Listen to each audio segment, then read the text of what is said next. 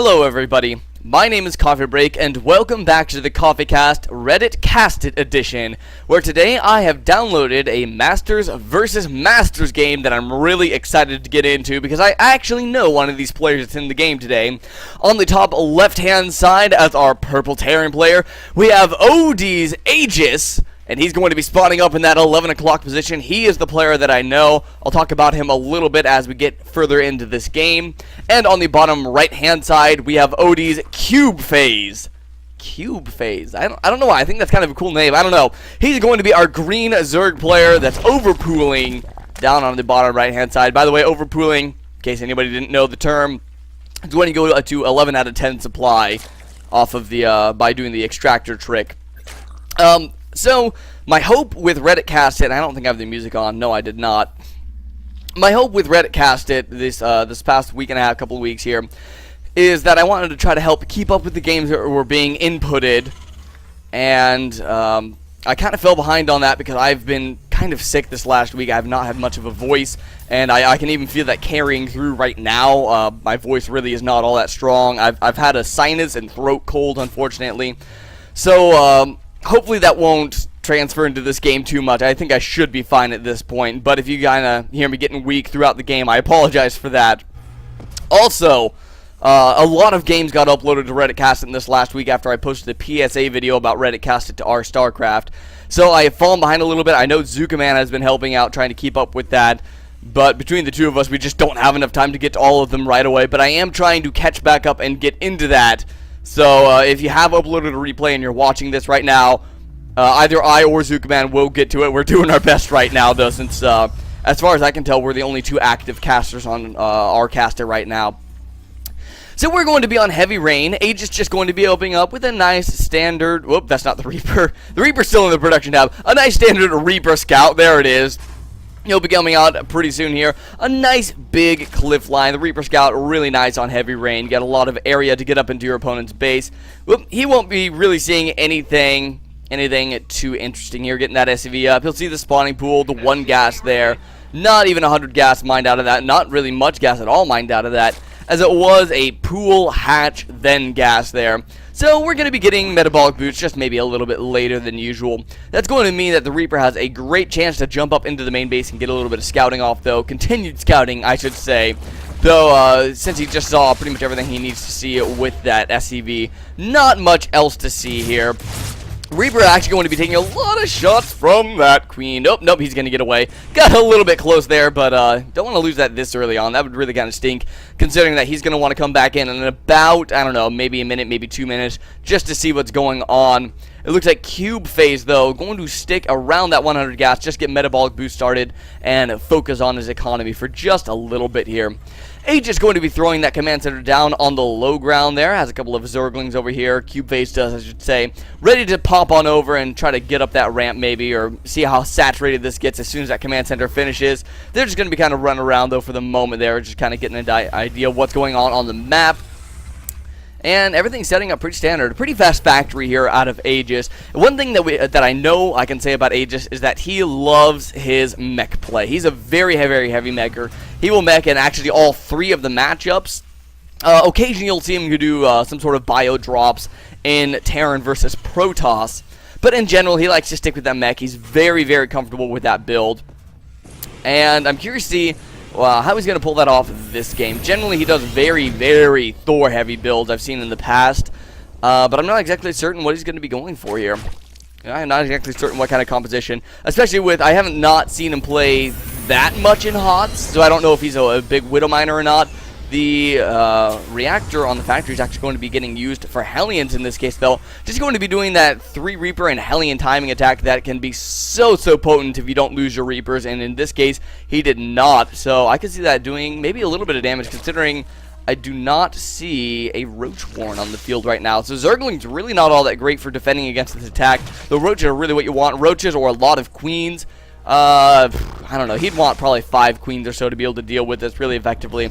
We'll see how much Aegis wants to commit to this attack, though. He does have that starport. Is he going to be getting a Banshee with Cloak? He is. That is exactly what he's going here. So, we're going to be seeing something that's relatively reminiscent of the old Banshee, Marauder, Hellion timing attacks in Wings of Liberty, except we're substituting the Marauders with some Reapers for some really fast, high DPS. And again, considering that there are no roaches on the field, this is the exact composition Aegis is going to want to go in and try to do a little bit of damage. Unfortunately, probably not going to be able to get a cancel on any buildings like this hatchery here, as Reapers and Hellions really do not do all that much damage to buildings. I mean, even this completely undefended hatchery, it would just take forever to go down. Aegis is going to be pushing up the ramp, though. One Queen getting fairly low on health. There are a lot of Zerglings trying to get the surround. They are going to get the surround there, and Aegis going to be cleaned up very quickly here. This attack did absolutely no damage. Maybe didn't micro that quite as he wanted to. But that was a pretty big commitment by Aegis to do absolutely no damage. Over on the economy tab, we can see that he's pretty far down on Harvesters. He's about 10 down at this point in time.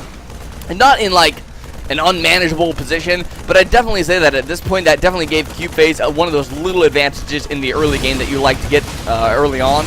Wow, that was not well said. He got one of those little advantages in the early game that'll allow him to, I guess, be a little bit more comfortable going into the mid game. He knows that Aegis is not going to be able to have some sort of huge timing attack coming on the way, just because CubePhase did manage to mop up quite a bit of Aegis's early game forces.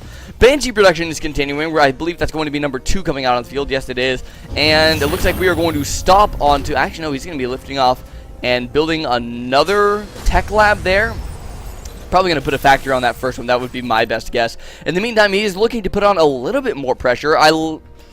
I like the fact that he's considering going for more pressure. I don't necessarily like the fact that he's trying to come into the third base here, because there's really not much for him to do. The maximum damage that he could do to CubePhase right now is really not all that terrifying. A few more Lings do spawn out at this third base. We have a nice little group of Lings sitting over here ready to do a counterattack, and this wall is not very strong, and by not very strong I mean it's vaguely pretty much non-existent, to be honest. A couple of Banshees going to run over here, start doing some work. There is no detection, but here comes that counterattack of Lings running into the natural here. But Aegis has pulled his forces back. This probably won't do all that much damage, as those Hellions are there to help defend against that. Banshee's going to be coming over to that natural expansion now, going to start roasting away drones. 2 Banshees do one-shot drones as well, so that's a nice little composition that we've got out of Aegis here. Going to be running around. I don't know how many drones he's killed so far. There's 5 on that Banshee. I could always just pull up the workers killed tab. 9 in total so far. So the Banshees definitely paying off for themselves. This one running out of cloaking energy. How much does that next one have? Only a few more seconds. So this harassment is on a little bit of a timer. More Zerglings going to be trying to run into the natural. Aegis finishing off that wall though and mopping up the rest with the Hellions. Banshees flying on out of there. And I'd say in the end that probably kind of helped even Aegis up quite a bit. Whoop. Don't want to pull that timer up. Hoping nobody saw the time on this game. I didn't. 13 workers were killed by Aegis, which is going to even that up quite a bit. That puts Aegis in a really, really good mid-game position, actually, economically, especially with that muling power that he's going to have. And here comes the Hellions into a now very saturated third base. No drone pull. A lot of drones going to go down there. I'm not even going to try to count those. Mutalisks, though, are on the field now. They're going to be able to come over here and help clean up a couple of these Hellions. But that was a lot of drones going down there. Hellions getting chased away, but they've done their damage. Apparently there was a little bit of a pause there. My goodness! Up from 13 workers killed to 36 workers killed in a matter of seconds. And now Aegis is feeling really strong economically. And it's very, very difficult for a Zerg player to really get a Mutalisk Zergling army going when they don't have that many drones, because you need a lot on gas, and you want to be able to swarm out a lot of Zerglings, so you need a lot of minerals, a lot of larva injects at this point. Ideally, we want to have a 4th base coming in for extra gas production for the Mutalisk and extra larva production. So CubePhase, I don't know if he was planning on going for some sort of timing attack in the mid-game. He's lost it at this point. He will not be able to do it. So now, I think his best chance is just going to be able to try to do some counter-harassment, but we have Thors on the field now, and the presence of these Mutalisks is well known. Aegis definitely saw that when he was over trying to attack that third base. So, I mean, the defense is already there. There's one nice volley from that Thor, going to be able to damage a couple of the Mutalisks here. Another nice volley, almost kills one off. There really aren't that many on the field, though. He does not want to risk losing any of these Mutalisks while he's still trying to mass them up. We see that we do have flyer attacks level 1 coming onto the field, so definitely going to be committing into these Mutalisks. Also, enduring locusts coming onto the field as well. So it looks like we're going to be seeing some swarm hosts versus a mech play here out of CubePhase. Definitely the right response, especially in a situation where he's a little bit behind. I like where he's going with this. Give me one moment to drink some coffee down here. Oh man, I wish that was fresh. Unfortunately, it's reheated coffee from yesterday because I just didn't have a chance to drink much yesterday because I was kind of feeling crappy. Ah. Quite a few Thors on the field. We're up to 4 Thors on the field right now. I believe there was, last I saw, there was one in the mineral line. No, he just must be rallied out somewhere. I'm not exactly certain where. And Aegis is going for kind of an interesting timing here. A lot of the time you won't see a mech player move out until he's around 160 to 170 supply. And that's because normally he's almost maxing out at that point. You know, he has, after his next production cycle, he'll be maxed out, so he may as well push out now. So this is a little bit early of a timing attack, but considering the damage that Aegis was able to put onto CubePhase early on in the game, he's going to know, once again, CubePhase not going to have a rip-roaring army, to say the least. So I think Aegis feels a little bit more comfortable moving out into this mid-game phase while he's still trying to get his full army up. Swarm host not even on the field yet, so Aegis does have a little bit of an opportunity. Actually going to be able to kill off a couple of overlords here, at least one there. Going to supply block his opponent a little bit. I don't like the fact that Aegis is not committing here, though. Considering the fact that he really didn't see much in the way of an army for his opponent, I feel like he missed a little bit of an opportunity maybe to push in here, try to snipe a hatchery with 3 Thors and a bunch of Hellions. I think he would have had a chance there. Just going to be running these Hellions in here. Those are going to be almost completely sacked, losing a few Hellions for free. That kind of, that was not the best decision Aegis has made this game, unfortunately. Back home, he has established his 3rd base. CubePhase has gotten his 4th base up and running now. And look at this creep spread. I just realized this. I was looking at all the dots on the minimap going, man, what is it? Are these all Zerglings or Swarm hosts? That's the number of creep tumors we have on the map. Is there 81? We have 81 creep tumors on the map. I wish I had some sort of reference as to how many Zerg players normally put on. Ooh, these Swarm hosts. Oh, they're lucky that these are just Hellions here. Hellions are probably not going to be able to do all that much to these Swarm hosts. Yeah, look how slowly that Swarm host is going down in health, especially with that +1 armor, and I believe they have 1 innate armor as well. Really not going to go down all that quickly to even to +2 Hellions.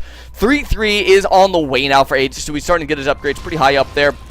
2-2 just starting, though, for CubePhase, so there's going to be a brief opportunity of time. Right now, Aegis is, I guess it's not going to be all that brief. Aegis is going to be ahead in the upgrades for quite some time here, and I think that that is something that he should try to exploit. Especially his +3 weapons is going to finish before +2-2 has even finished for CubePhase. I think that is a timing that Aegis could definitely do a little bit of damage with, but unfortunately it looks like he's really more than happy to just kind of sit back and turtle up on his 3 bases right now. He's looking to get a 4th base at that next command center, but CubePhase, he's ready to start putting on a little bit of counter pressure. This is kind of risky, moving up these Swarm hosts so far without any mutants support. Oh gosh, I don't even see mutants on the field. I know that there are some, but only 14, and they are, man, they're scattered right now. They're really not even all that grouped up that well. A lot of siege tanks over here are going to make this base very, very safe from Swarm hosts. Those locusts aren't even getting close to the siege tank line there. Hellions are being active, kind of scouting back and forth a little bit. I do not agree with his decision to push up there. He needs to wait till he kills off one of these little rounds. In fact, actually, he's going to micro around these locusts. Now he's going to run up with the Hellions, put down a scan. Going to be able to maybe pick off a couple of Swarm hosts here. Or maybe not. Or maybe not. Man, they just deal damage just so slowly, and it looks like the mutants are going to be coming in from the right-hand side, retreating out of there as soon as the Locust did begin spawning up. Do we have enough energy for a point defense drone or a seeker missile? No, unfortunately, it does not look like we do. Vikings coming onto the field. I think the Vikings are an interesting choice. Maybe they're for a blind counter versus corruptors that are not coming right now. Oh my goodness, 11 more Swarm hosts? We're going to be up to 21 Swarm hosts. That is just a ridiculous number. CubePhase really, really wants to just put on the contain. I think he's maybe hoping to starve out his opponents. Where did the Swarm hosts go? Okay, there's some over here. There's one group. There should be another group somewhere. I just want to see the sheer number of Swarm hosts on the map. There's the next little group coming out there. I think CubePhase is kind of hoping to starve out his opponent, but considering the fact that he's allowed Aegis to get onto 4 bases, that's going to be a pretty difficult prospect. Over here, this is going to be a fairly easy point to defend. Just get some tanks on the high ground, maybe right around here. That helps you seal off this choke point. You seal off this choke point. You seal off the back choke point. That will require Aegis to split his army up a little bit, though. Instead, going on a little bit of an offensive with these Hellions. I love how active he's being with these Hellions, and the fact that he's bringing around the Vikings and the Ravens with him as well to protect him against Mutalisks. Vikings, not exactly the best Mutalisk counter, but they aren't bad. They aren't bad. They last quite a while. Especially with that armor, with the armor upgrade. I think that at this point, does he have 3-3? Yes, he does. Yes, he does have 3-3. So going to be in a pretty good position. Oh, man. Here's an upgrade that we don't see too often. We have the transformation servos coming onto the field, which is going to allow these Hellions to turn into Hella Bats. That's going to obviously make them deal a lot more straight up damage. Ooh, losing a Hellion there. And it's these little trades. Ooh, a little tire on the ground. I don't know why that amuses me. Where's my zoom in? Dang it. Oh, dang it, I missed it. That's going to make them a lot more potent in those straight up fights, especially against the Swarm hosts. It's going to increase their capability to just survive and deal a little extra damage out. And, oh man, people are just going to stack themselves over into these missile turrets. So I like the idea to do that transformation servos. Just in general, I feel like at this point in the game, we're starting to get these massive bangs. This is the point in time where you just want to start getting all this random little upgrades. High-sec auto-tracking would actually be a great upgrade right now. Help planetary fortresses out, help these missile turrets out versus the Mutalisks. All those little things that'll help you maybe just get a little edge over your opponent in battle. Hellion's going to be running over into the 4th base, going to try to roast up some drones. The drones are lining up pretty badly. Oh, that was a lot of drones going down there, and we've had 69, 71, and counting workers killed so far this game. Aegis actually, oh man, actually bringing our attention over to that income tab. Aegis just has way too many workers on the field right now. He only has an army value of 107. It really is not a good position to be in. Could definitely use to stack off a lot of those, probably 30 or 40 of them, and just use mule call down power instead of having just direct SCVs on the field. Bench is going to be wailing away. Oh man, a couple corruptors picked off before they could even join the fray. Oh, the mech army is actually straight up engaging the swarm hosts. And, well, I guess that +3 armor really helping out there. Point defense drone, is that going to go down? Yes, it is. There's a point defense drone. Locust coming up. Not really any AoE on the field right now, but again, that +3 armor making these units survive so long. Here come the SCVs for repair, but I feel like he's losing a few unnecessary units. All you need to do is siege up those tanks and he'd be in a much better position. Not going to be doing that, though. In fact, just going to be falling back home instead. The point defense drone is going to be kind of chilling out there. Chilling out, doing its thing. We actually have 2 point defense drones. I didn't even see the one that was dropped back there. I don't exactly know where these locusts are going. They're going to be trying to come around, and actually they've gotten all right angle, except they just ran out of time to live. A lot of swarm hosts. My goodness, that is so many swarm hosts. We're up to 20 swarm hosts now, rallying out across the map, going over here for some reason or another. I think that's kind of an interesting rally point to say the least. But this is what I like to see. Adrenal glands coming onto the field. We have +3 melee attacks as well. Cracklings are going to be ridiculously powerful if you can find an opening with them. And the thing that cracklings are really good for is if you can destroy maybe half of the siege tanks. I don't think that we have, no, we only have 5 siege tanks right now, so even now actually would not be a bad time for it. The cracklings have such an insane DPS that even with +3 armor on these Thors, that's canceled out by the +3 attack on the Zerglings, you can take those Thors down so quickly with a group of cracklings. You can install planetary fortresses. Broodlord's actually great for that as well. Let's point that fact out there. And I completely missed a Greater Spire even being morphed in, just like last time. I think there was a game I casted last week where I missed a Greater Spire as well. But unfortunately, these Broodlords are virtually undefended. 1 Queen's really not numbers that we're looking for. A lot of Vikings coming out on the field, and they are going to one-shot that round of Thors, that round of Guardians. Damn it, that round of Broodlords. My mind just went back to Brood War. I have not played Brood War in, what, 3-4 years? I can't believe I'm still making the slip-ups. That's hilarious. That Thor going to almost, okay, no, it does go down. That one round of Locust there, and it's just these little trades that CubePhase is getting. Aegis, though, just has such a massive bank, but he needs to find some place to move out. I love the fact that he was able to establish this 5th base. I wish that there was something that he could do about this creep. He's going to be coming down. This is a massive air army followed by a little train of SCVs here. And this is going to be really difficult, actually, for CubePhase to deal with. He has pretty much no anti-air on the field to speak of. He has 8 Mutalisks and 8 Corruptors, but versus Vikings and Ravens in this number, that's going to do absolutely nothing, and this is just going to clear up the creep. Oh, this is exactly what I wanted Aegis to do. Unfortunately, the Spine Crawlers are getting a hold of those SCVs, going to be able to take out quite a few of our repairing SCVs, but here comes the counterattack. Oh, my goodness, I couldn't even look over fast enough. That planetary fortress already gone right there. So Aegis did lose his 5th in exchange for cleaning up. It looks like the 5th of the Zerg player might get this. I don't know. What is there anything over here to defend? I guess there's some Mutalisks. There are some Corruptors coming back over this way. But once again, with the number of Ravens and Vikings, I can't see this really getting cleaned up. Oh, those are getting right on top of Aegis's unit there. Needs to be careful that Hunter Seeker missile actually did a lot of damage to himself there, unfortunately. But still, he is going to be able to clean up with this base. Once again, I cannot see CubePhase holding this. No, yeah, he's just going to run the drones out. He's going to abandon ship right there. CubePhase going to continue the pressure, though, with his Locusts, and a couple of Queens actually running up there to die off as well.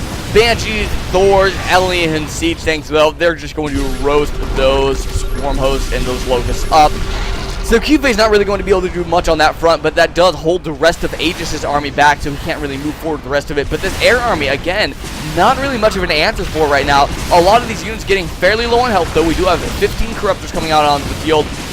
And oh no, throwing down a couple of auto turrets as well. That's going to harass that mineral line, but that means that there's no energy left for Hunter Seekers and no energy left for point defense drones. And that means that this air army is probably going to get, yeah, it's going to get completely mopped up by that Corruptor army. And so at this point, I almost would love to see Aegis not re-macro with a lot of air units. Excuse me. Because a lot of these Corruptors would just become null and void. Then I guess he could always make them into Brood Lords. But at that point, then you remake the Vikings, then you remake the Ravens. Maybe the Ravens you can remake now. I'm just saying that I would love to see him maybe transition out of the air army for a little bit to make these Corruptors a little bit less useful. And that's a lot of army value that wouldn't really be able to do all that much. The siege continues on this 30-minute game in the middle of the map here. Locust is still pushing straight down the middle. These auto turrets actually did a pretty good job over here. I wish that I could see a kill count on them, though. I don't know how many drones they managed to kill off. These Hellions are going to be running straight down the middle, though, straight down to the gut, going into that mineral line again, roasting away at that. That's going to do a lot of damage. And CubePhase has just been having such a difficult time getting a good, strong economy going. This is one of the little pitfalls of Swarmos, is that they're not super mobile right now. Well, not right now, they just aren't in general. And oh man, a great evolution chamber wall going down. Not really going to stop much damage from getting done, though. Oh man, drones going to get killed off by these auto turrets that actually just funneled more drones into the auto turret line right there. These Hellions going now be coming over to the third base, which surprisingly still does have some resources.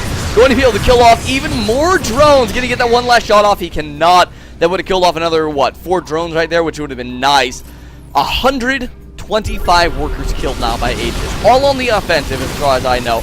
A lot of the workers killed by CubePhase. Oh, Hunter Seeker missiles going down on top of those Swarm Hosts. Going to kill off quite a few of them. Oh my gosh. Decimating the Swarm Host numbers. Bringing the supply back down to be even with Aegis. And now going to be chasing those down a little bit. There is that one Corruptor right there. 10 more Corruptors being remade. Where are the other ones, though? They got made, like I was saying, into Brood Lords, which made them a lot less effective for a short amount of time. That allowed the air army of Aegis to get a little bit of superiority. Unfortunately, losing a couple of Ravens to those Corruptors, chasing them down. 10 more Corruptors on the field, though. It's going to kind of throw, I think, air superiority back over to CubePhase. But that was a pretty nasty hit on that Swarmos line. Brood Lords, though, going to be a little bit difficult to deal with this many Corruptors up in the air. CubePhase has a pretty decent composition going on now between the Corruptor, Brood Lord, Swarm Host. Just siege, siege, and siege. Slowly starve your opponent out. Aegis, yeah, he does have a huge bank, but look at his gas bank. Unfortunately, really does not have all that much gas banked up there. He's going to be running out, well, in a couple thousand, actually. So he's kind of on a little bit of a timer. He needs to find some way to make something happen here, and this is the problem you see a lot with mech armies versus Swarmos, is you have to just take an engagement and hope it goes well. And I mean, I'm not saying that it's completely luck or anything. A nice point defense drone going down there, save a couple of units. I'm not saying it comes down to luck, but it's very, very difficult to push in and deal the damage you need to do, because again, we can just re-macro on a bunch of cracklings and overrun the rest of Aegis's base. And yeah, there's a bit of an air army here, but he'd have to land the Vikings. And there's a lot of Corruptors on the field. Banshees on the field, but there's a lot of Corruptors to counter the Banshees. We have a lot of SCVs actually long-distance mining from one of CubePhase's almost new bases here. I think that's kind of a funny decision there by Aegis, who is now quite low on Harvesters. He did drop a lot of Harvesters, which is actually great for him, because that allows him to get a much, much larger army at 152 over 126. But again, it's going to be these engagements. They're going to be hard to take. He is going to be able to take air superiority, though, with a couple of Hunter Seeker missiles. Oh, man, flying into that Mutalisk line as well, killing off a bunch of the Mutalisks. And now the Brood Lords completely undefended. Here comes the Vikings. A lot of Ravens up in the air with the point defense drones. That's going to make it almost impossible to engage that air army. And that means that Aegis can go ahead and push on forward into this this mining base in the middle of the map here. This is one of the last full mining bases that CubePhase does have, and you can see CubePhase does not have a lot of resources on the map. There's a GG by CubePhase. Know that he cannot push out against that mech army, and that was the engagement that I was talking about that Aegis needed. How I was saying it can be difficult to get that well. A lot of the air army got clumped up for CubePhase, and a couple of Hunter Seeker missiles decimated both the Corruptor numbers and hit a couple of the Mutalisks as well. And with that air superiority, he can push in, kill off the Brood Lords. Banshee's going to be able to do a lot of damage up in the air since there was nothing there to take that out. And just look at the Raven numbers here. That is 12 Ravens with Hunter Seeker missiles, point defense drones, auto turrets, maybe not as big of a deal. So a well-played mech game by Aegis.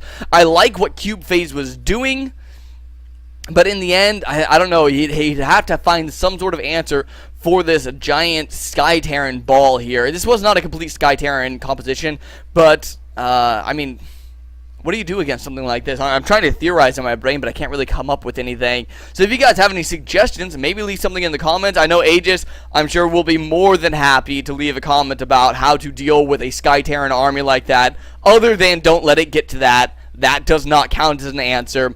Thank you for supporting me coming back into the CoffeeCast here a little bit sick. Oh man, there's dust all over my keyboard. I hope that my my befuddlement of my brain and my voice did not come through too much here. I could notice a few words not really coming out the way I wanted them to. Thank you for tuning in though, guys. I think I am going to do another replay today. And until next time, this is Coffee Break signing out.